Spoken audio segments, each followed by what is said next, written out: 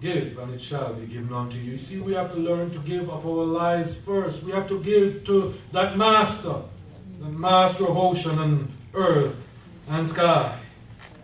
But as we consider the text tonight, we consider this, that Jesus, as he walked on the water, he was approaching his disciples, whom he had sent on from earlier that evening. After having taught these thousands of people, he told his disciples, get in the boat, go on out to sea, and I'll meet you on the other side. And he went off to pray. And it was the fourth watch of the night. And in Jewish calculation, that meant it was early morning, the last 3 hours, coming towards 6 a.m. And so somewhere between 3 o'clock and 6 that morning, these men were still out on the water, struggling like crazy, trying to get where they were going. And isn't life like that sometimes? Without Jesus, we are struggling like crazy, trying to get where we're going, but we ain't getting nowhere. But then Jesus appears. When they see this apparition coming on the water, they were afraid, and they cried out, because this back in Jamaica we say, that's a duppy. It's a spirit. I was in St. Vincent the other day and I asked them about it. They said, oh, we would say a jumbi. Oh, so that's a jumbi coming. We don't like to deal with those kinds of things. They're scary. And so these men, they were afraid. They cried out in their fear. And I think I know what fear feels like. A couple of years ago, I was down in Alabama.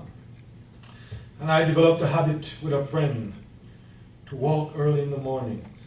I mean, 5 in the mornings, we'd go down a particular pathway. And he lived out in the country. But they have been trying for many years to set a trap for me. When I first came to this country, his son tried to trick me into thinking that he was an immigration officer and I had no right to be in the country, and I'd like to see your documents and so on. And I looked at him, and I saw that twinkle in his eye, and I thought, you can't fool me. I'm a smart Jamaican. So it didn't work. And for some 10 years going on, they've been scheming and plotting and planning, how are we going to get this guy? And every time I would visit at their home and I'd spend a few days, they would be trying to work something out. Couldn't work. Well, this morning, they had planned. We went walking, me and that fellow, that morning, and he had a small pistol on his side, which he was accustomed to walking with.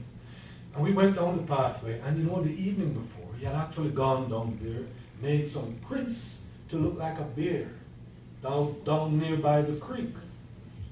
And as we were walking down to the creek, he said, hey, David, look here. I think these are some bear tracks. And I said, what? He said, yeah. He said, I think a bear has been through here. Well, we turned around at the creek and we were going back up, and I'm a little, anxious. And then I hear the bushes off to the side, shaking and ruffling, and then I hear a little growling. And he says, David, that's the bear. Boy, my eyes went like this. And he says, come on. And this thing it's following us, but it's remaining in the bushes. And I said, shoot it, Bobby, shoot it. And he said, no, it would only get it mad. And he said, I tell you what, make some noise, sing, and probably it will go away. So I start singing. You know what I thought of? The Star Spangled Banner. And I've never been off key. I've never been so off key in all my life. I couldn't get that tune out straight. And folks, I know. Oh, say, can you see? I know the tune. And I was like, oh, say, can you see? I couldn't do it. And I was really uptight on him, and he was like, boy, David, what are we going to do? What are we going to do? Well, then his son couldn't keep it in any longer. He burst out of them bushes laughing. He was in some camouflage wear. And by the time I got to church that Sunday morning, walked in the lobby, folks were saying, hey, David, have you seen any Alabama bear lately? It was all over Walker County. Went for lunch that day, everybody in the restaurant, hey, Mr. Henry, have you seen an Alabama bear lately? And I'm telling you what, I'm not ashamed to say, I was afraid. I was really scared. I had my sneakers on, and I could outrun him. But I wasn't really thinking that way right at the beginning,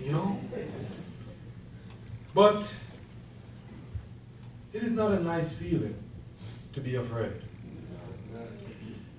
And Peter spoke up. And Peter said, Lord, if it is you, bid me come on the water. And he said, come.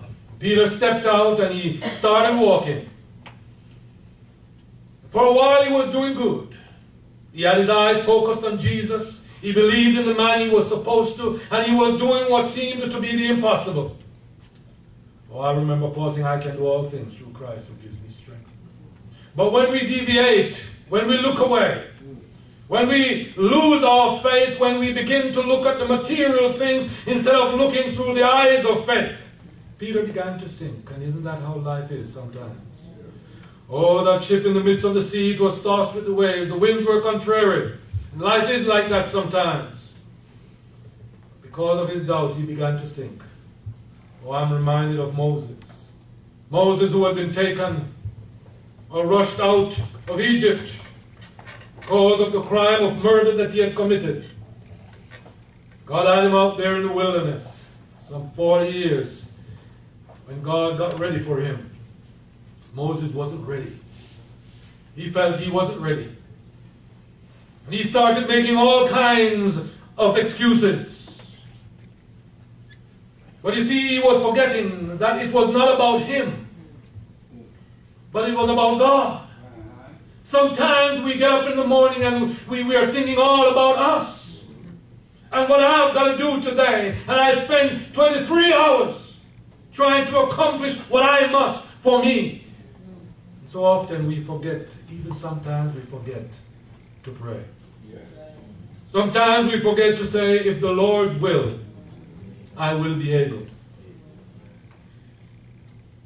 So Moses had to hear the words, listen, I am that I am. I am the eternal one. Moses, don't be afraid. Don't worry about Pharaoh. Don't worry about Egypt. I'll be with you.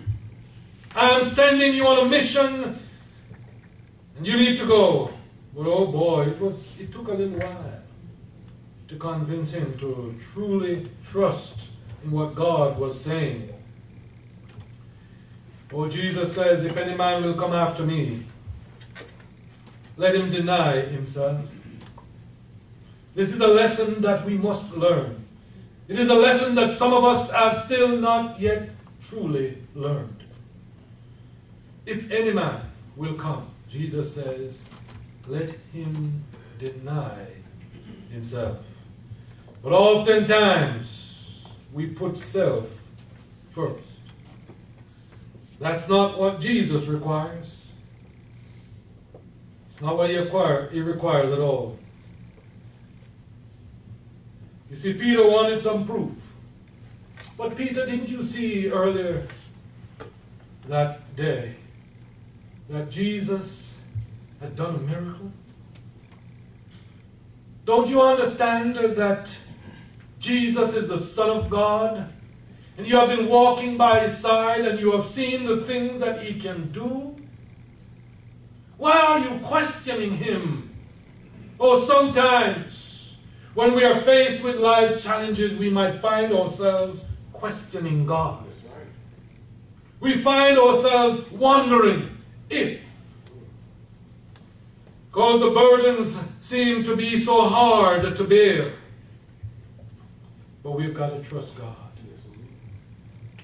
We've got to learn to not be afraid, because one of the most comforting things they could have ever heard, one of the most comforting things that we ought to listen to, is Jesus when he says, listen, it is I, be not afraid.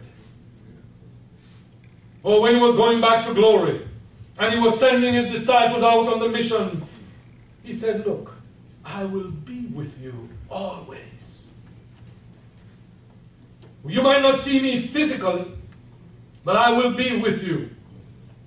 And we've got to trust his word. He calls us to trust him. He calls us to be focused on him. He calls us to love him. Oh, but sometimes we get caught up with loving the world a little too much.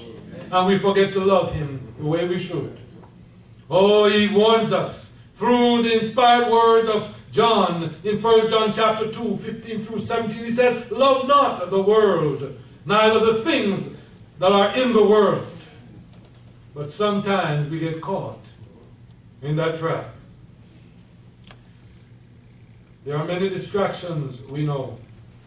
Just as those men in that ship, as they struggled to reach their destination, the winds were contrary. They were unseen, but they were powerful. So it is sometimes in our lives there are things that are working against us. We might not be able to put our physical hands on them and say, this is what is going on. But we know that there are things going on in our lives that sometimes causes us to wonder. Sometimes it causes us to be afraid. And sometimes even we begin to sink. But we've got to learn to turn as Peter did. Call out to the Master, Lord, save me. You see, it took a recognition. It wasn't just his feet that were getting wet, but he felt that water around his waist. And he felt like, boy, I'm going to get a baptism and I'm not ready. This water is too deep. And it might be interesting to know many times there are fishermen who can't even swim. Peter was a swimmer, but the waves were kind of rough. And he wasn't sure that he could make it. So he called out to the Master. Jesus was right there to save him. The one who loved us, and the one who saved us, he truly deserves our undivided attention. He deserves our worship. We should not just seek to bow down before him on Sunday morning, but every day of our life. And to make sure that in every decision that we make as we go through life, that we make it with him in mind. And we ensure that whatever we're going to say, whatever we're going to do, that it will bring honor and glory to his name. We have a world around us that's big and seemingly very powerful. There are challenges that are facing us in this world today, and sometimes we would wonder, and people would suggest that Christianity and the teachings of the Bible is irrelevant in this day and age. But we've got to hold on to that message. We've got to hold on to that gospel. We've got to truly believe that gospel. We've got to have the faith that will cause us to stand even when we have to stand alone. You know, it could have been that the fellow disciples maybe looked at Peter as he stepped out, and probably they started saying, boy, his mouth is going to get him in trouble again. He's always the first one to talk. He always has something to say. Every time Jesus appears, his hand goes up first, you know. We are still thinking about it, but he's done gone and shoot his mouth off. So there he is walking on the water. Probably at first they said, whoa, he's actually doing it. Maybe there was somebody saying, just hold on 1 minute, hold on, just don't get too excited yet. Then as he began to sing, he said, see, I told you. You know, there are some people like that in the church. When they see you start walking out by faith, they start to criticize. They start to say, just don't get too excited yet. You know, that program, it's going to fail. It's got to fail. It's not going to work. They start to throw cold water on that thing even before you are able to light a fire under that thing.